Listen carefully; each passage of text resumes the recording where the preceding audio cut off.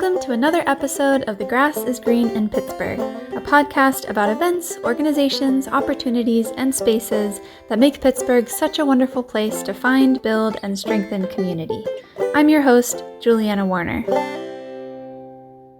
Last episode, we checked out a free and super fun event by Steel City Improv Theater that happens every Thursday evening in Shadyside.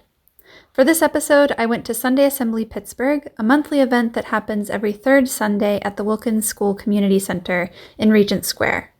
Incidentally, it takes place in the same room as swing dancing, which you can learn about in episode 2 of the show.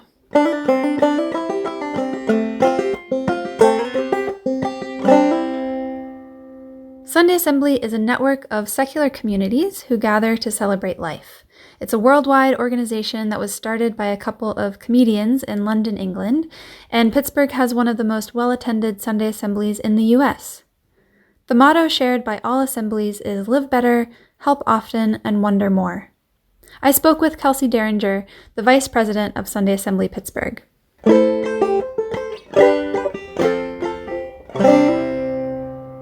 Tell me just a little bit about the format of Sunday Assembly on a typical day, because it has kind of a typical pattern, right? Yeah.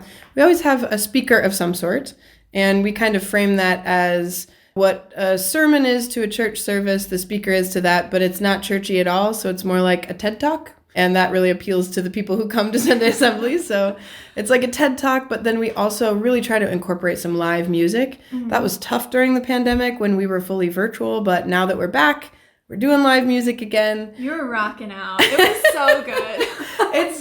It's so much fun to sing.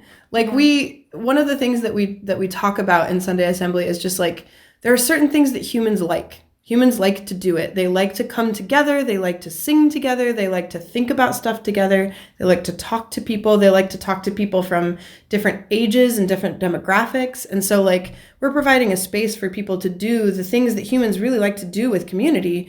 But a lot of times those sorts of communities, especially on Sunday mornings, there's only one place you're supposed to go. Right. And the people who are coming here, some of them do go to church on the other 3 Sundays of the month, but they come here and they get to ask some of the same questions that religions might ask, but we answer them with secular answers. Yeah. So the format of it is sort of like a speaker in the middle. We always start with a song, we end with a song.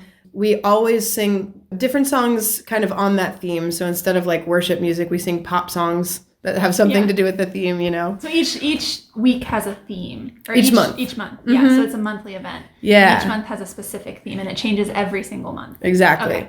We have a couple themes that we always come back to. So October, since Halloween's that month, we always talk about some form of death and dying. Mm-hmm. And we talk about what do you do with death if heaven isn't part of the equation for you? How do we really talk about this? Mm-hmm. What meaning does that have?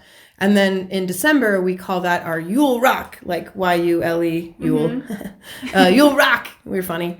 We think we are. And that one is a little longer program and a lot more music in that one. But the general format is that there's a speaker, there's some thematic song at the beginning, some thematic song at the end. And then near the beginning, we also always sing Won't You Be My Neighbor? Because it's Pittsburgh. Yeah. And if Pittsburgh has a patron saint, it's Mr. Rogers. So we always sing that one. Plus, there are a few different other segments, and we just sort of fill in whichever ones we have that month. Okay. So some of those recurring segments are X is Doing Their Best, where we have somebody from the community talk about how they are doing something related to that theme. So this past month, the theme was obsession. We thought that was fun for Valentine's Day. Mm-hmm. And our X is Doing Their Best was our friend Jade, and she shared about how an obsession that she's had is turning into a career. So she's been really passionate about figuring out her hair, and now she's learning to be a hairdresser, which is pretty cool. And so X is Doing Their Best. Sometimes we have a poem. Sometimes we have another song like performance in the middle. Sometimes we have a moment of science. I was going to ask about that because there wasn't a moment of science at the last one, but I remember that being such a fun moment. Yes. In the previous ones that I've been to. Yeah, that moment of science, because our speaker was very science heavy, we kind of, again, whatever our speaker does, we sort of respond to that and fill in some other programming around it. So since this past month was a bit more science heavy, we went a little bit more artistic with some of the things surrounding it. Mm-hmm. Next month, our theme is Sapiens. We're going to talk about early humanity, and our speaker is my longsword instructor. I've been going to longsword classes, which is pretty rad. You should talk to them, by the way. Okay. They're freaking awesome. Cool. It's called Broken Plow. He's bringing longswords, and we're going to talk about like the history of humans and technology, and that was one of the first technologies we created. And so we're definitely going to have some more sciencey things around that, because that one's it's just going to be fun. We're going to look at old medieval texts about longsword practices, and we'll get to play with some swords, and it'll be great. Yeah, so lots of music, lots of science. The community aspect is also huge. So like after the Won't You Be My Neighbor song, you always say hi to our neighbors, which is just a little brief hello to whoever's sitting around you, which is actually similar to some church services I've been to. Yep. Part of our theory on that is that, like, you know, religion's been around for a while and people keep reinventing it. Yeah. Because something about that works. There's something about it, yeah. Something about it works. And like a lot of the things get outdated, but something about that format of coming together and hearing from someone interesting about a topic that's important to you, and coming together and shaking each other's hands, or seeing how big your friend's kid has gotten, or whatever that is, like something about that works. So like if it ain't broke, don't fix it. Yeah. Parts of it are broke for a lot of us. So we're fixing parts of it, but like there are definitely parts of that work. And so some people call us like an atheist church, although the actual definition is just like non-theistic. Yeah. A lot of people think when they hear atheist, they hear like anti-theist, and we're not that. We have people with spiritual beliefs, myself included, who are not only attending, but like in the leadership team. But the point of Sunday Assembly is just that we explore some of those same questions and conversations through a secular lens. What does science have to say about that? What does a poem have to say about that? What does a song have to say about that? So yeah, we take some of those same format things and just do them our way. Yeah. Reminds me of the UU church in a way. Like they're very Christian influenced, but they take a lot of different texts and scriptures and from a lot of different religions, and they're like, what actually resonates, and then using that. We've been called Unitarian Universalists with better music.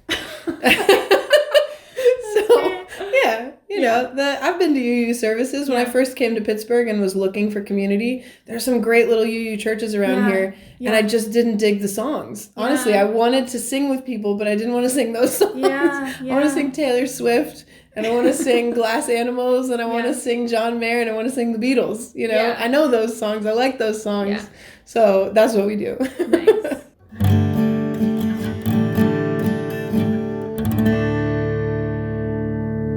So there's also an aspect of Sunday Assembly that is getting out into the community and volunteering. And this past month, there was a book boxing. Yeah. So the Sunday Assembly isn't just the assembly. That's like the big event once a month. But outside of the assembly, we have other community events. And so our three sort of like tenets of what we try to do: we live better, we help often, and we wonder more. And so on each of those themes, we have different things that happen between those assemblies. So Wonder More, we have our Wonder More book club, although now we call it a multimedia club, because sometimes we read a book, sometimes we watch a documentary, sometimes we listen to a podcast or whatever, and we do that on our own, and then we come together at like a Panera and talk about it. You know, we have those.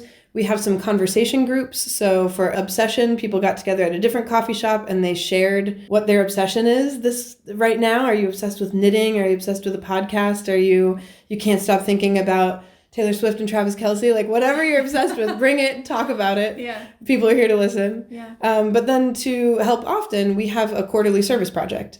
And so the one for this first quarter was with the Prison Book Project. And so this is an existing project within Pittsburgh, where people who are in prison often don't have access to knowledge. They're really cut off from things, not only the internet, but a lot of times prisons don't have great libraries, or they have really lame books in the libraries.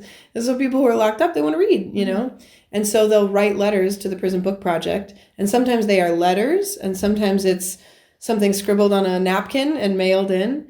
But sometimes they request specific books. Sometimes they request genres, like I'm really looking for some vampire fantasy, or I'm really looking for some, Evidently, nobody asks for your old textbooks, so they don't like those as donations, but you can donate books to the Prison Book Project. They are always looking for those like big titles like the Dan Browns or the Sarah J. Maas or like whatever's popular, because that's what people in prison want to read too. Right. You read this letter and then you find the books that they're looking for. And again, sometimes it's just genre. So like if you are just dying to give somebody a book recommendation, go volunteer at the Prison Book Project, because they need recommendations. So you box up these books and you say who it's to, and then they send it out. And this is all done very officially so that they make sure that nothing else is sent in there or anything. And so you go to a central location and they have basically a giant library, and you pull books and then you mail them. And so we went as a group of about a dozen of us. We actually had too many people. They could only accept a dozen people. And we had about 20 people who wanted to go. So people were like, all right, yeah. They're like, all right, we'll catch them next time. Yeah. But yeah, we grabbed some Chipotle on the way, and then we went over and we packed up some books. Yeah. So that was that quarter. In the past, we've done like cleanups by the river. We worked with an animal shelter on the north side, because evidently there's a route that they take the dogs from the animal shelter to walk on, and any trash that's on there, these are not often very socialized dogs, and so they eat everything that appears on the route. And so we walked the route with trash bags and we picked up trash to keep the dogs safe. Yeah. So things like that. And we have a service coordinator, Liz Hrenda is our service coordinator. And so she kind of gets ideas from people, here's what they want to do, and then plan something. Yeah. And people come to it. She is amazing. She has been doing anti-racism work for her entire life and is so knowledgeable about this stuff. And she brings that passion to Sunday Assembly. So any theme she can tie to anti-racist work. And like Julie is really into birding and birds, and any theme she can tie into birds. And like everybody there has their own passion projects that they're so ready to share with everybody. And so this is really like, if you imagine people going and like sitting down around a fire and somebody pulls out a guitar, it's like that, except instead of pulling out a guitar, they'll pull out a 5-minute talk about their passion project and share it with everybody and say, and if you want to do it, here's a thing, you know? Yeah. So yeah, that's one of the coolest things about Sunday Assembly is it very much is a collage of who attends. Yeah. The content we present is a collage of who attends. Yeah, it's always so different. Every single time I've gone, it's a totally different experience with the same great group of people. That's one of the things that I love about it, because when I first moved to Pittsburgh, I moved here with my husband at the time, and he was here for grad school, and so the only people I knew were grad students. That is a very specific demographic. Yeah. Great people. I'm still friends with some of those folks. But I missed like elders. I missed kids. I missed people who weren't 25 and totally strung out on academia, you know? And like when I first went to Sunday Assembly, there were people my mom's age. Yeah. And people my age with kids. And that was so cool. Like it felt like a family. And with all the diversity and with all of the, you know, everything that you love about your family and everything that exasperates you about your family, you know, it's just a bunch of people getting together. Yeah. Except these people have a shared worldview in a sense that like the only 3 things we agree to do when we're there is we try to live better, help often, and wonder more. Yeah. And those 3 things, when you connect with people who want to do that, who that's their approach, there's some cool people.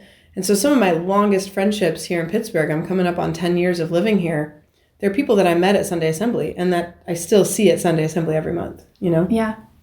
And we met at Sunday Assembly. We did. And we're friends. Yeah, and we made music together. Like soon after we met, we did La Bamba. Yeah. I think. Yeah. And you had those like shaker things on the strings. What are those called? Cascas. Yeah. I see those on TikTok sometimes, and I'm like, I know a friend who knows how to do that. Yeah. I remember smashing my thumb with one of them. It was really cool. Yeah. Yeah, so I played in the band a little bit. And the band is called Some Assembly Required, which is so cute. Again, we think we're funny. Yeah, it is funny. Because it changes every month, right? Like, this month so-and-so's playing guitar and this person's singing, and that next month it'll be different. And so whoever wants to be in the band each month and whoever can get together to rehearse, like we get together to rehearse like once before assembly. I remember, and so it's very much got a vibe of like, is that the right chord? I don't know. Let's keep going. Like, it's fun. And it always works out. It's always great. Yeah. But that's really, we've had quite a few members that when we first came back from the pandemic, like getting the band started up again was tough. Just because availability and people weren't ready, in a sense. But they were like, we really miss the music because another way that we frame ourselves is just like a celebration of life once a month. And so what is a celebration without music? Seriously. I don't know. Right. I don't know. I know. Another thing I love about Sunday Assembly is the jar of, what is it called? We call it What's Happening. The What's Happening jar. Yeah. So when people sign in, we have a jar of joys and sorrows. So like whatever's going on in your life, you got a new job, you lost a friend, you moved into a new apartment, you lost your cat, like whatever things are going on for you. Like, this is how we keep up on each other. Like, in church, it might be like submit something for a prayer. Yeah. We don't pray for each other, but during What's Happening, we have somebody get up and read it, and we sort of like put our hands over our hearts, and we hold space with you if it's a sorrow, and we do some snaps and whoops if it's a good thing. And so, I know when people have birthdays and when they've had vacations and who needs help finding resources to care for their elderly parent, and like those things come up. And so it's just a nice way to keep up with your community. I love that. And I think it's really important because someone might not be comfortable just standing up and saying, I got a new job, or I bought a house, or whatever, or I need help with my elderly parent, whatever it is. But having someone else do it, it's like, even though it's not anonymous, there's this level of like pressure off the person. I'm an extrovert, but not everybody's an extrovert. Right. And like, it does feel really nice to be like, hey, your life and the events of your life are important to the people in this room. Mm-hmm. We care about you. Tell us what's going on. And it's just nice after an assembly to have shared a sorrow and have somebody come up and say, can I put my hand on your shoulder? Mm-hmm. Do you want to grab coffee? There's that Taylor Tomlinson joke, like, if you ever want your friends to check on you, cut bangs.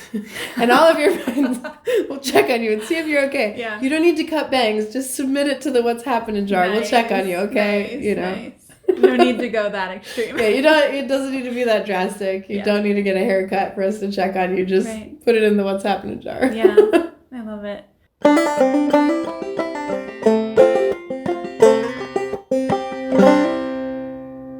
Do you have like, I don't know, a moment that was really special, or a time where you really felt like the community was there for you? Yeah.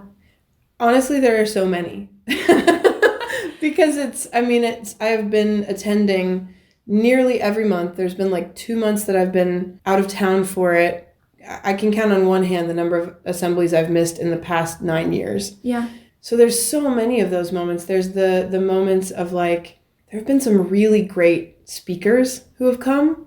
We had this guy who wrote a book about early humanity, and he came and gave a talk about his book, and like at the end he was like, any questions? And like half the assembly raised their hands. Wow. And we kept him there for like an hour afterwards because everyone was just so insanely curious. Yeah. That was great. Yeah. We've had a number of members in the community who have like come out as trans.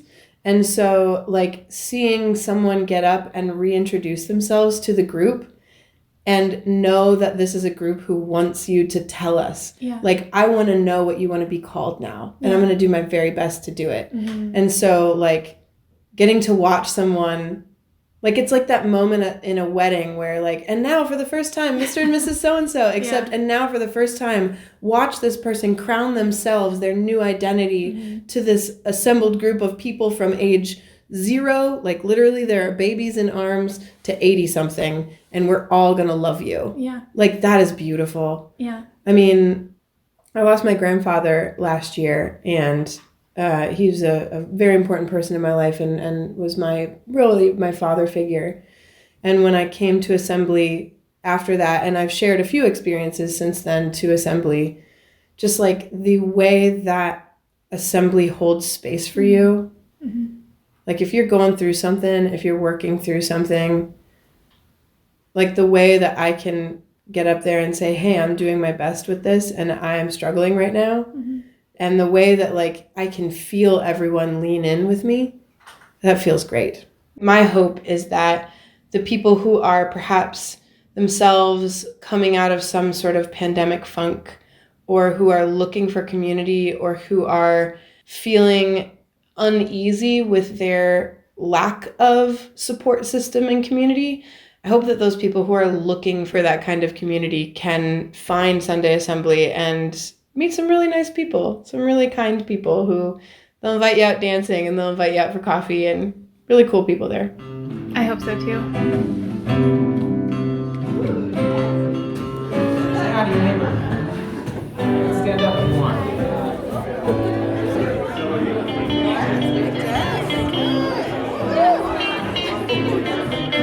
I'm just so happy to see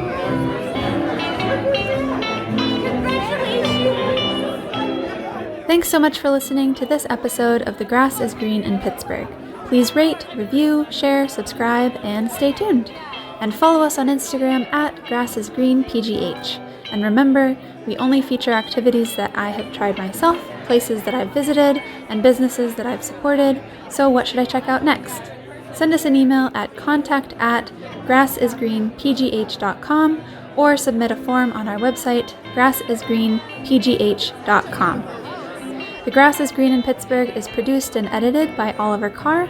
And the intro music is by Julianna Warner. Catch you next time. How did you find out about us?